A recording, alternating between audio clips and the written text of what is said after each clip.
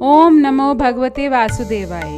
इस वीडियो में हम देवशायनी एकादशी के व्रत का महत्व, इस एकादशी की कथा, ये सब बताएंगे। आषाढ़ मास के शुक्ल पक्ष की एकादशी तिथि को देवशायनी एकादशी के नाम से जाना जाता है। इस दिन से चतुर्मास की भी शुरुआत होती है और इस दिन भगवान विष्णु 4 माह के लिए योग निद्रा में चले जाते हैं। इसीलिए सभी शुभ कार्यों पर रोक लग जाती है। देवशायनी एकादशी के दिन लोग भगवान विष्णु की कृपा पाने के लिए व्रत रखते हैं।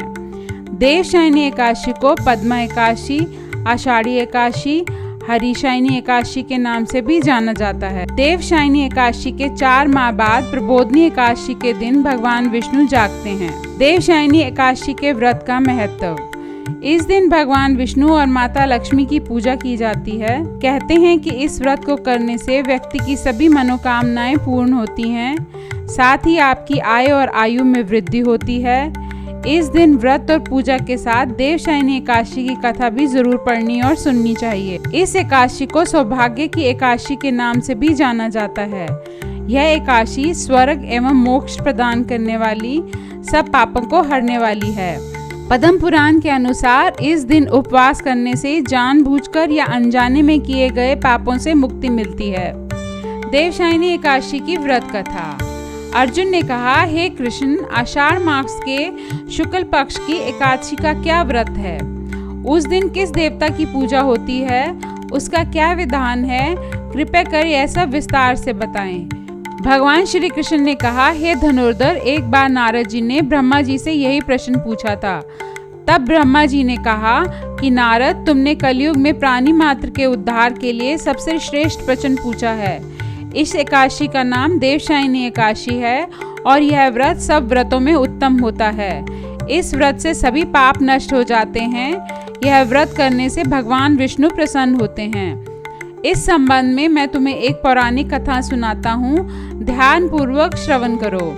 मंधाता नाम का एक सूर्यवंशी राजा था। वह सत्यवादी, महान तपस्वी और चक्रवर्ती था। वह अपनी प्रजा का पालन संतान की तरह करता था। उसकी सारी प्रजा धन धान्य से परिपूर्ण थी और सुखपूर्वक जीवन यापन कर रही थी। उसके राज्य में कभी अकाल नहीं पड़ता था और न ही किसी प्रकार की प्राकृतिक आपदा आती थी। एक बार उसके राज्य में जबरदस्त अकाल पड़ गया और प्रजा अन्न की कमी के कारण अत्यंत दुखी रहने लगी। अकाल से पीड़ित प्रजा एक दिन दुखी होकर राजा के पास जाकर प्रार्थना करने लगी, हे राजन, समस्त संसार के सृष्टि का मुख्य आधार वर्षा है। इसी वर्षा के अभाव में राज्य में अकाल पड़ गया है। आप कोई ऐसा जतन कीजिए जिससे हम लोगों का कष्ट दूर हो सके। प्रजाजनों की बातें सुन राजा ने कहा, आप लोगों के कष्ट दूर करने के लिए उपाय कर रहा हूँ। मैं बहुत सोच विचार कर रहा हूँ। आप चिंतित ना हो, मैं इसका कोई ना कोई उपाय अवश्य ही करूँगा। राजा के वचनों को सुन प्रजाजन चले गए। राजा मंधाता भगवान की पूजा कर कुछ विशिष्ट व्यक्तियों के साथ ले वन में चल दिए। वहाँ वह ऋषि मुनियों के आश्रमों में घूमते घूमते अंत में ब्रह्मा जी के मानस पुत्र अंगीरा ऋषि के आश्रम में पहुँच गए। ऋषि ने राजा को आशीर्वाद दिया, फिर पूछा, हे राजन, आप इस स्थान पर किस प्रयोजन से पधारे हैं? कहिए। राजा ने कहा, हे महर्षि, मेरे राज्य में 3 वर्ष से वर्षा नहीं हो रही है। इससे अकाल पड़ गया है और प्रजा कष्ट भोग रही है। मैं धर्म के अनुसार राज्य करता हूँ, फिर यह अकाल कैसे पड़ गया, इसका मुझे अभी तक पता नहीं लग सका। अब मैं आपसे इस समस्या के निवारण के लिए आया हूँ। आप कृपया कर मेरी इस समस्या का निवारण कर मेरी प्रजा के कष्ट को दूर करने के लिए कोई उपाय बतलाइए। सब सुनने के बाद ऋषि ने कहा, इस युग में धर्म के 4 चरण सम्मिलित हैं। यह युग सभी युगों में उत्तम है। इस सतयुग में केवल ब्राह्मणों को ही तप करने और वेद पढ़ने का अधिकार है, किंतु आपके राज्य में एक शूद्र तप कर रहा है। इसी दोष के कारण आपके राज्य में वर्षा नहीं हो रही। यदि आप प्रजा का कल्याण चाहते हैं तो शीघ्र ही उस शूद्र का वध करवा दें। जब तक आप यह कार्य नहीं कर लेते, तब तक आपका राज्य अकाल की पीड़ा से कभी मुक्त नहीं हो सकता। ऋषि के वचन सुन राजा ने कहा, हे मुनि श्रेष्ठ, मैं उस निरपराध तप करने वाले शूद्र को नहीं मार सकता। किसी निर्दोष मनुष्य की हत्या करना मेरे नियमों के विरुद्ध है और मेरी आत्मा इसे किसी भी स्थिति में स्वीकार नहीं करेगी। आप इस दोष से मुक्ति का कोई दूसरा उपाय बतलाइए।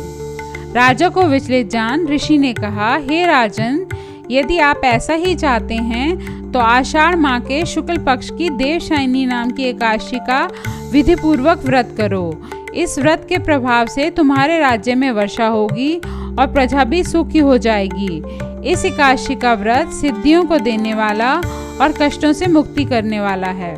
राजा अपने राज्य की राजधानी लौट आए और चारों वर्णों सहित पद्मा एकादशी का विधि पूर्वक व्रत किया। व्रत के प्रभाव से उनके राज्य में मूसलाधार वर्षा हुई और पूरा राज्य धन धान्य से परिपूर्ण हो गया। इस व्रत को करने से भगवान विष्णु प्रसन्न होते हैं और मोक्ष की इच्छा रखने वाले मनुष्यों को इस एकादशी का व्रत करना चाहिए। ओम नमो नारायण। श्री विष्णु भगवते देवाय। ओम नमो भगवते वासुदेवाय।